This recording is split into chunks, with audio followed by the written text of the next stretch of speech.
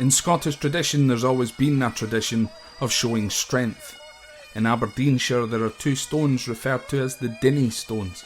They have a combined weight of 733 pounds or 332.5 kilograms, with the largest of those two stones weighing 414 pounds or 188 kilograms. They were used as counterweights while maintaining a local bridge, but one day Scottish strongman Donald Dinnie carried both stones the width of that bridge. The width was 17 feet or 5.2 metres, and he gave the stones their name. This happened in 1860, but for at least 800 years there had been a long-running tradition in the Scottish Highlands for the showing of strength and skill. Join me, Owen, on episode number 30 of the Scottish History Podcast as we learn this week about the Scottish Highland Games.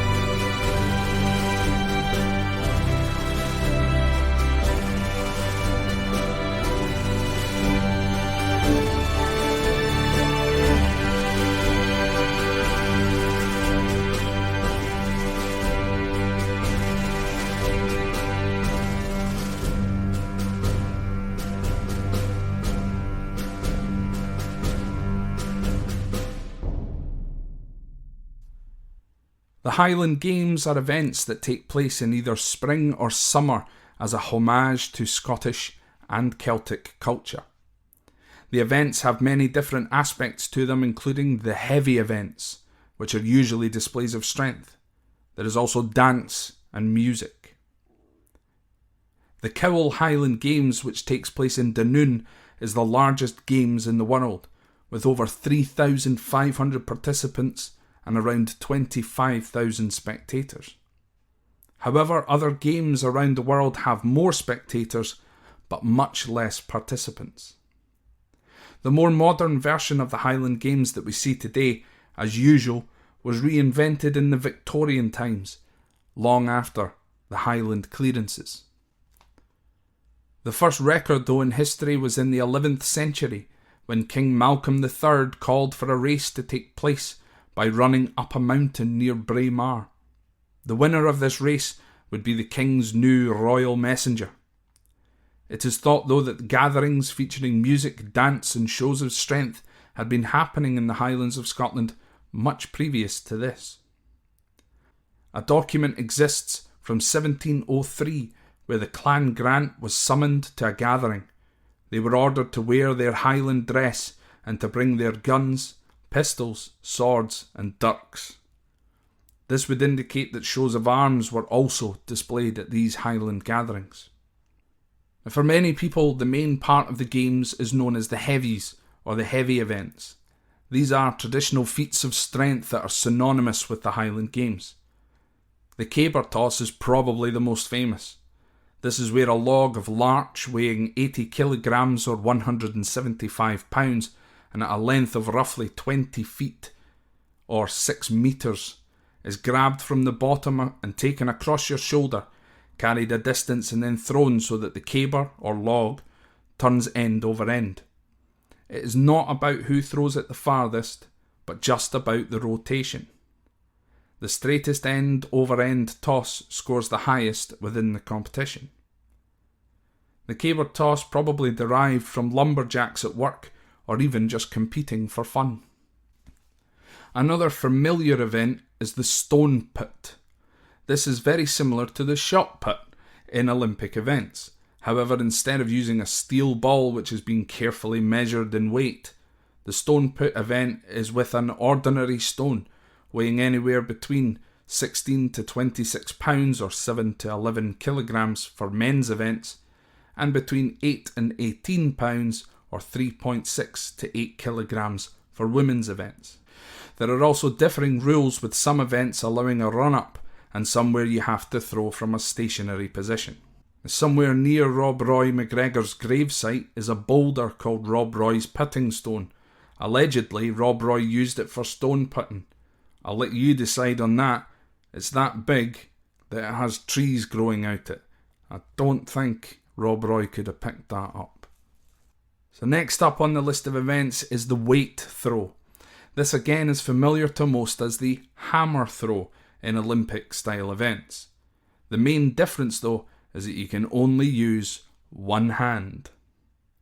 The weight throw is split into two separate events. You've got the light weight, which weighs 28 pounds or 12.7 kilograms for men, and 14 pounds, which is 6.3 kilograms for women. And then the heavy weights. These are 56 pounds or 25.4 kilograms for men, and 28 pounds, the 17.7 kilograms for the women's event. The participant throws the weight, which is attached to a stick, much like a medieval mace, and is thrown one-handed from a rectangular area. You get 3 attempts in order to do it, and the furthest one this time is the winner. Weight over height is the next event, and this one to me is probably the most scariest of them all. This is where you take a weight, and it's the same heavy weights as in the weight throw, and from a standing position you one-handedly pick up the weight, swing it between your legs for momentum, and throw it up and over your head over a height bar. The bar gets higher and higher until there is a winner. Another event is the sheaf toss, which is very similar to this, but instead of using the weight, you use a pitchfork, which has a Hessian sack on the end of it, which weighs anywhere between 16 pounds, 7 kilograms or so, and you throw that sack using the pitchfork up and over your head. Don't know about you, but I would rather a 7 kilogram bag of straw landing on my head than a 12.7 kilogram metal weight landing on top of my head. Now the next event is in Gaelic, so it's the name comes up in Gaelic. However, I could not find a clear pronunciation of the word, so I'm just going to use the English translation. And it also, in a way, kind of maybe describes me in a way. The English translation of this next game is lazy stick. I certainly am a bit lazy. This is an event where 2 competitors sit on the ground, they face each other, and they rest each other's feet against the others. They then both grab a stick, and they pull apart until one competitor is lifted off the ground. It's actually quite fun to watch. You can get videos on YouTube. I sat and watched them for about 10 minutes and laughed quite heavily. The last game that I think most people would be familiar with is, of course, a tug of war. Now, I really shouldn't need to explain what a tug of war is, should I? But I will anyway. You've got 6 men per team, and then an additional 1 stands at the side and basically shouts encouragement, pull. So you've got 12 men, 6 on each side, holding a big bit of rope. They've got a pull. Whoever pulls the other team over into the big vat of mud that sits in the middle is essentially the winner. Aside from these events, plenty else is happening. Dance in the forms of traditional Highland dancing, and of course Ceilidh or Scottish country dancing, like the Gay Gordons or the Dashing White Sergeant. Music usually provided by a Ceilidh band featuring accordion, guitar, bodhran, and of course lots of whooping. And of course the bagpipes and pipe bands. All day long versions can be heard of Scotland the Brave and Amazing Grace, to the point your ears will be ringing for the next 3 weeks afterwards. Now amongst all of this as well, there will be stalls selling traditional wares, food, clothing, jewellery, etc. Sometimes shows of sheepdog trials and cattle herding can be seen also. If you would like to see a Highland Games, then probably wherever you live, you will find the Highland Games taking place somewhere near you. For example, in Germany, there are 48 Highland Games taking place there every single year. From my quick research, I don't think there's even that many happening in Scotland. So you can always get to see a Highland Games no matter where you are. They are good fun to sit and watch, I'm not going to lie. But it's not something that many of us go to on a regular basis. Unless, of course, they do happen in your particular area in Scotland, and it's not something that you would see an awful lot of. So, folks, that's all I've got for you this week. Episode number 30, quite a short one, it seems. I was thinking for kind of the next episode or so, I was going to maybe talk about food. So if you've got any suggestions for any Scottish foods that you would like to hear about, I know that I've got a couple of listeners on the podcast that want to hear a little bit about iron brew and things like that.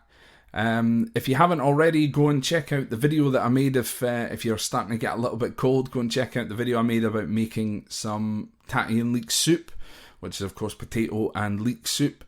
I always thought that it was a kind of Scottish dish. It's something that I've always had at Christmas time and New Year time and stuff like that. However, it turns out that it might actually be Welsh. And for anybody who's kind of in the know, my name's Owen, and Owen is a Welsh name. So my roots kind of go back to Wales as well. So, I think, as I said in the video, my name's Welsh, but I'm Scottish, so I can kind of accept both.